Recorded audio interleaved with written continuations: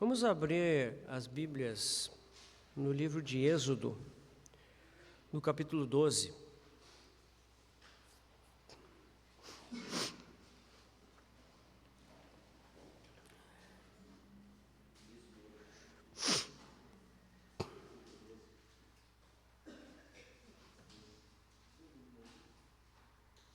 Êxodo 12, nós vamos ler alguns versículos aqui.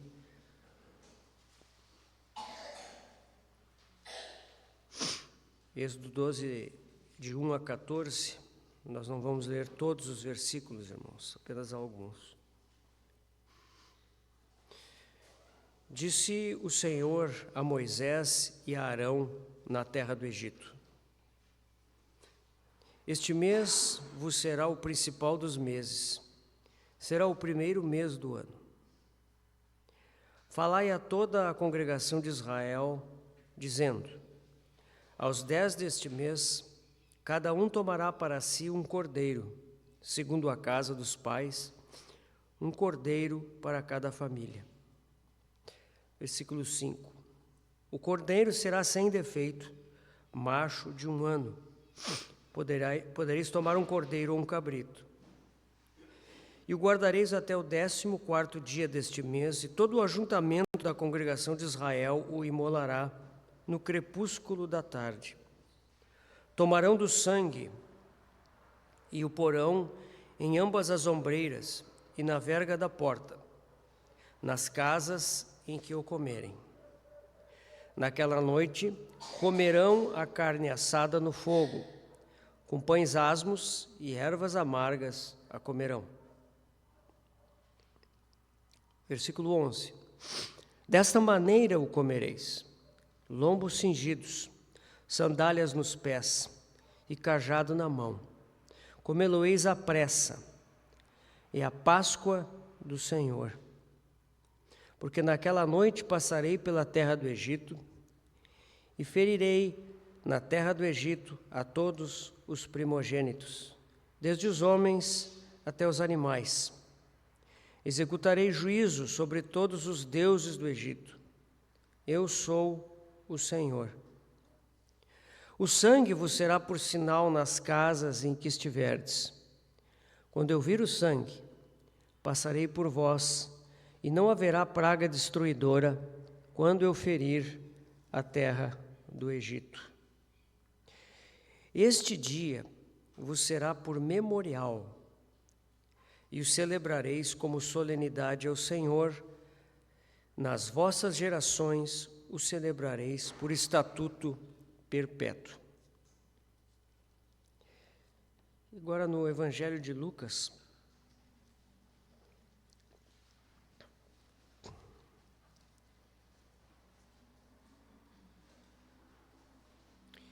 capítulo 22,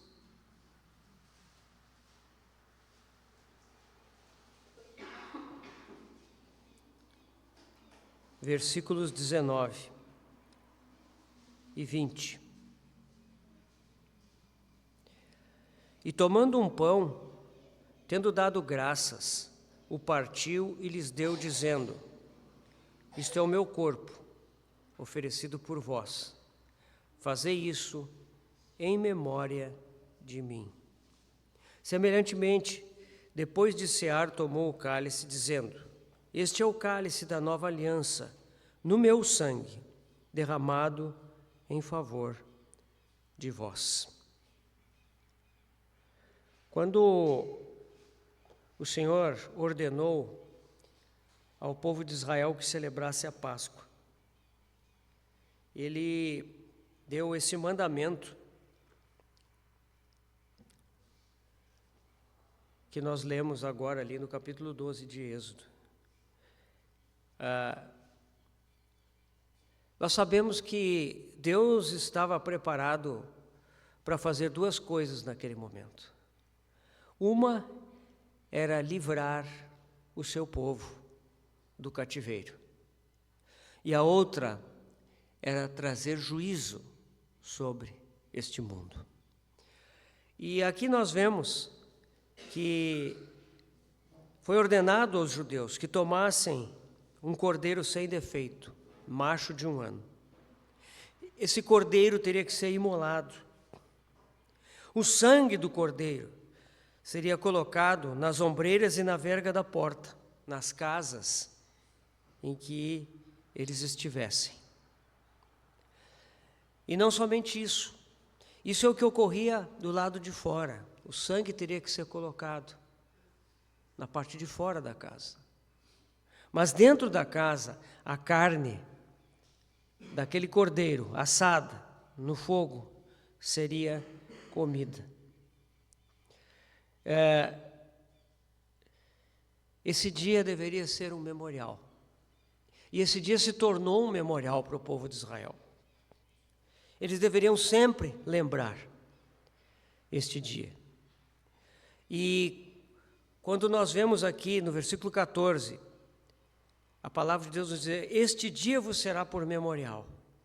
Nós lembramos lá justamente das palavras do Senhor, que depois foram repetidas pelo apóstolo Paulo lá em 1 Coríntios, no capítulo 11.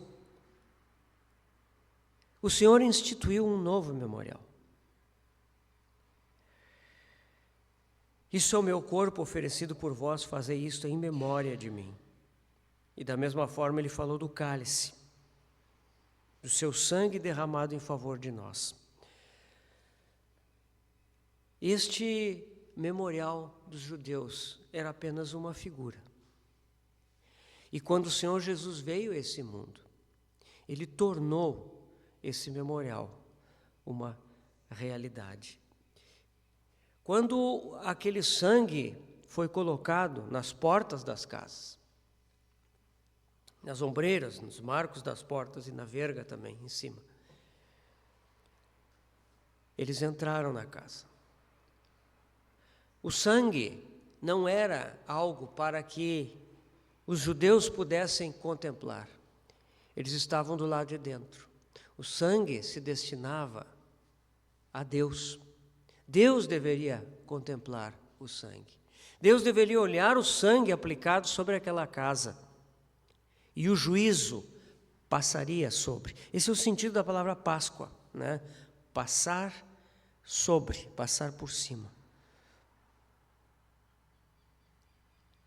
Porque aquele cordeiro imolado, sem defeito, aquele cordeiro faria expiação pelos pecados de todos que estivessem ali naquela casa. E o juízo de Deus, determinado sobre o mundo todo, não os atingiria. Quando o Senhor estabelece aquele memorial com os seus discípulos, nós sabemos que ele estava fazendo a mesma coisa. Ele estava anunciando a sua própria morte, que o seu sangue seria derramado. E diante de Deus, essa oferta do seu sangue seria suficiente para o perdão de todos os nossos pecados. E não somente perdão dos pecados, mas para a nossa reconciliação com o Pai. Para que, por meio deste sangue, nós pudéssemos nos achegar a Deus com confiança, sem nenhum constrangimento, sem nenhuma dúvida, sem nenhuma acusação. Porque o sangue do nosso Senhor, nosso Cordeiro imaculado, é perfeitamente poderoso para nos reconciliar com Deus, nos reconciliar com o Pai. Então, este sangue era um tipo daquilo que o Senhor Jesus cumpriu por nós na cruz do Calvário. Mas não apenas isso, não apenas o sangue, mas eles também comeriam a carne do cordeiro. Dentro de casa, a carne assada, ela seria comida. E ela seria comida com lombos cingidos, sandálias nos pés e cajado na mão. Por quê? Porque o Senhor não nos deu apenas a sua morte. A morte do Senhor é tão gloriosa. A morte que nós já vimos nesta semana mesmo, que é por nós. a nosso favor, para a nossa justificação, para a nossa reconciliação, para a nossa paz com Deus, mas também a sua vida nos foi dada. O sangue derramado nos fala da morte, mas a carne que nos foi dada para comer nos fala do pão da vida, do alimento que nos foi dado. Para quê? Para que nós pudéssemos caminhar. A ceia nos fala de ter os lombos cingidos. O que é o lombo cingido? As pessoas naquela época, elas usavam aquelas vestimentas compridas. Mas quando tinha que fazer algum trabalho, eles colocavam um cinturão para que aquela veste ficasse mais grudada no corpo e não atrapalhasse o trabalhar, o caminhar. Quando o Senhor nos dá a sua carne, Ele nos dá a sua carne como vida, para que nós vivamos, andemos, caminhemos com Ele. Então, os nossos lombos são cingidos, as sandálias estão nos pés e o cajado está na mão. Porque a ceia do Senhor, a mesa do Senhor, nos fala de nos alimentarmos dEle e caminharmos no rumo do seu propósito. Por isso que lá no Evangelho de João, no capítulo 6, o Senhor nos fala sobre isso.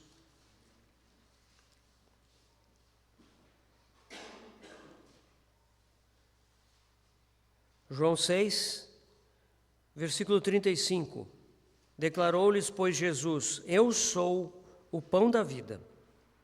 O que vem a mim jamais terá fome, e o que crê em mim jamais terá sede.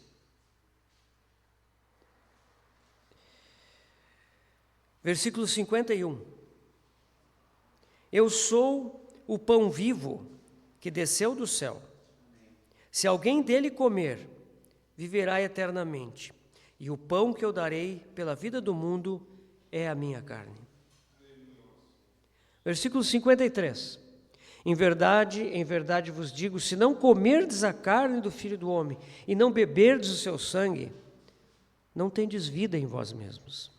Quem comer a minha carne e beber o meu sangue, tem a vida eterna, e eu o ressuscitarei no último dia. Pois a minha carne é verdadeira comida e o meu sangue é verdadeira bebida. Quem comer a minha carne e beber o meu sangue, permanece em mim e eu nele. Assim como o Pai que vive me enviou, e igualmente eu vivo pelo Pai, também quem de mim se alimenta, por mim viverá. Aleluia. Queridos irmãos, quando o Senhor Jesus fala disso, essa parte aqui do capítulo 6 de João, Ele não está falando diretamente sobre a ceia. Nós temos que ter esse cuidado. Quando nós estamos na ceia do Senhor, nós não estamos comendo da carne do Senhor e bebendo do seu sangue. Esse comer a carne e beber o sangue é algo constante, é algo diário.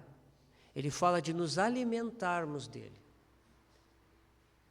Quando nós bebemos deste cálice aqui e comemos deste pão, nós estamos fazendo um memorial.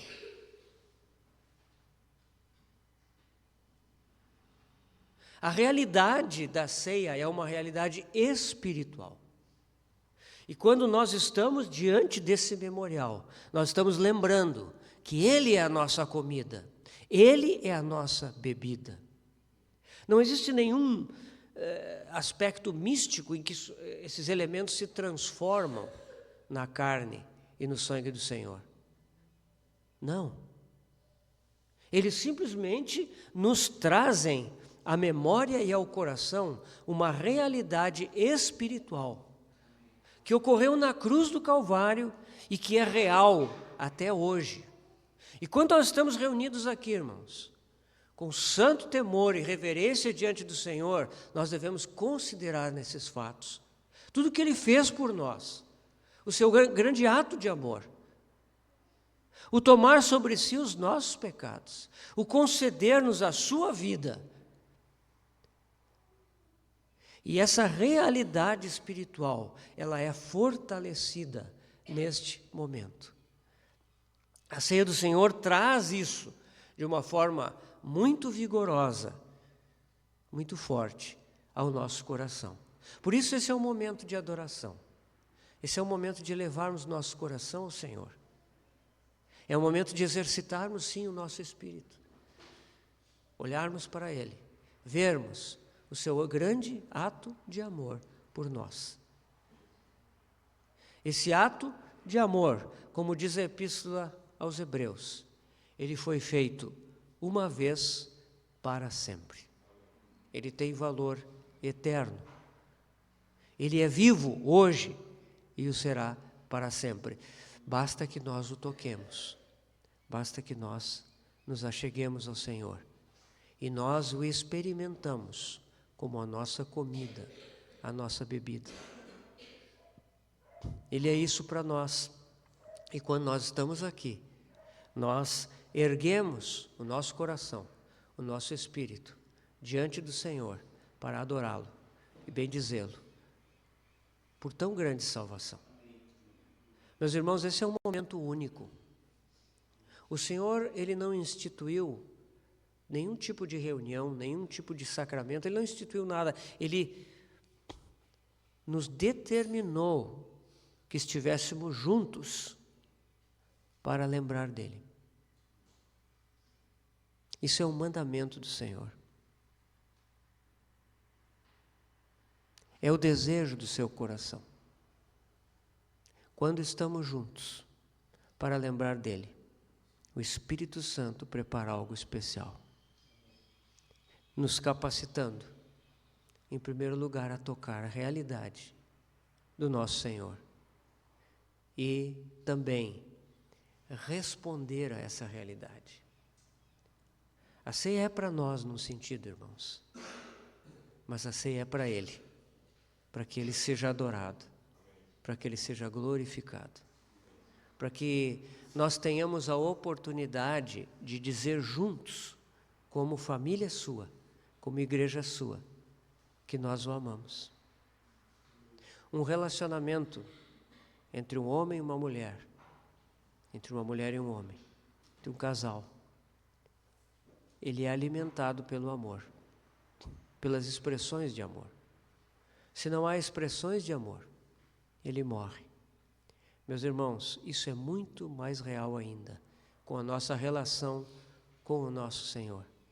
A ceia é uma oportunidade de nós podermos dizer ao Senhor: Senhor, eu te amo. Senhor, Tu é precioso para mim. Senhor, eu te agradeço por tudo que Tu fizeste por mim, por tudo o que Tu fazes por mim e por tudo que Tu ainda farás por mim.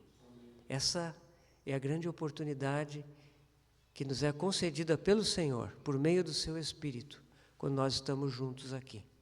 Então, irmãos, que o Senhor possa nos abençoar e nos exercitar em responder ao Seu grandioso amor na ceia do Senhor. Vamos orar. Amado Senhor, Te agradecemos. Aqui estamos com o pão e com o cálice diante de nós. Estes elementos são muito preciosos, porque eles nos lembram o Teu grandioso amor, porque eles nos remetem a essa realidade espiritual, Senhor, tão preciosa.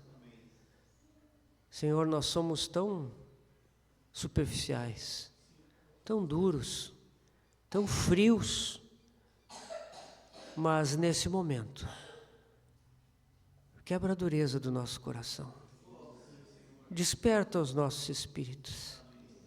Senhor, nós queremos Te contemplar no Teu grandioso amor, queremos Te adorar, tocar em Ti e expressar o nosso amor por Ti, Senhor, de todo o nosso coração. Então, Senhor, fortalece-nos para que Tu sejas engrandecido, exaltado, Senhor, porque só Tu és digno não há outro digno senão tu. E nós te louvamos e te agradecemos, Senhor Jesus. Oramos no teu nome. Amém.